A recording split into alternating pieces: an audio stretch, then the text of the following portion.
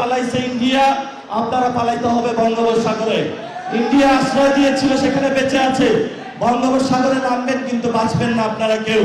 আমরা স্পষ্ট ঘোষণা করছি, যারা চাঁদাবাজি করে, সন্ত্রাসী করে, দুর্নীতি করে, তাদের কোনো দলীয় পরিচয় নাই। এরা বাংলাদেশের আইনের হাতে তাদেরকে তুলে দিতে হবে ধরে ধরে, ইনশাআল্লাহ। আপনাদের অনেকের মধ্যে একটা বিষয় নতুন করে জেগে উঠেছে, চাঁদাবাজি না করলে, সন্ত্রাসী না করলে, দুর্নীতি না করলে ইলেকশনের ফান্ড আসবে কই থেকে? এই যে যারা আমাদের 6 জন এমপি গিয়েছে, তারা কি সংসদে চাঁদাবাজি করে গিয়েছে? তারা কি দুর্নীতি করে গিয়েছে? তারা কি সন্ত্রাসী করে গিয়েছে? জনগণের উপরে যদি আমরা ভরসা করতে পারি, তাহলে আগামী বাংলাদেশ আমরা গড়তে পারবো। আর যদি আমরা কোনো ব্যবসায়ী গোষ্ঠীর উপরে ভরসা করি, কোনো ক্রিমিনালসদের উপরে ভরসা করি, তাহলে কিন্তু আগামীর বাংলাদেশ আমরা করতে পারবো না। এই জন্য যিনি প্রধানমন্ত্রী হয়েছেন, যেভাবে আপনি প্রধানমন্ত্রী হয়েছেন, ঠিক আছে, আপনি চেয়ারে বসেছেন, আপনাকে সুস্পষ্ট উদ্যোগ নিতে হবে।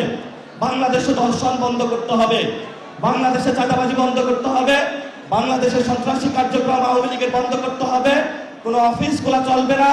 এই ধরনের যারা নতুন করে মুক্তি পাচ্ছে ইয়াবা সম্রাট বদি, এদেরকে আপনি আইনের হাতে তুলে দিতে হবে এবং এদের বিচার প্রক্রিয়া নিয়ে আসতে হবে। এবং সংস্কারের যে বিষয়গুলো জনগণ ম্যান্ডেট দিয়েছিল, জনগণের উপরে বৃত্তাঞ্জলি না দেখিয়ে সংস্কারের যে আবরাহ, যেটা দ্রুত বাস্তবায়ন করুন। আমরা নতুন বাংলাদেশ দেখতে চাই। আমরা বাংলাদেশে কোনো পরিবারতন্ত্র, কোনো ব্যক্তিতন্ত্র যদি আমাদের উপরে চাপিয়ে দেওয়া হয়, এটা আমরা কিন্তু মেনে নিব না। সোজা সাপটা কথা। এখন আপনার সামনে একটা অপশন, হয়তো আমাদের মেরে ফেলেন, অথবা আপনি আপনার আকাল কুকাল বন্ধ করেন। আমরা আপনাদেরকে এই রমজানের মধ্যে দোয়া করব, আল্লাহ তাআলা আপনাদেরকে হেদায়েত নসিব করেন, যাতে আপনারা আকাম কুকাল বন্ধ করতে পারেন। চিটাগংয়ে, বিশেষত চিটাগংয়ে শুনতে পাচ্ছি অনেক দখল হচ্ছে, মানুষের দোকানপাট দখল, জায়গা জমি দখল, অনেকে ক্ষমতার তুচ্ছ ব্যবহার করছে।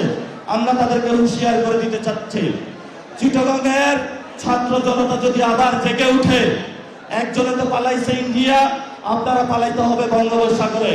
ইন্ডিয়া আশ্রয় দিয়েছিল, সেখানে বেঁচে আছে। বঙ্গোপসাগরে নামবেন কিন্তু বাঁচবেন না আপনারা কেউ। এজন্য আপনাদেরকে আমরা হুঁশিয়ার করে দিতে চাই, চট্টগ্রাম পবিত্র নগরী, পীর আউলিয়া গাউসের নগরী, এখানে ইসলাম আরবরা নিয়ে এসেছিল। এই যেখানে প্রবেশদ্বার ইসলামের, সেখানে অন্যায় অবিচারের বিরুদ্ধে আপনারা দাঁড়িয়ে থাকবেন, কারোর সাথে কোনো কম্প্রোমাইজ করবেন না।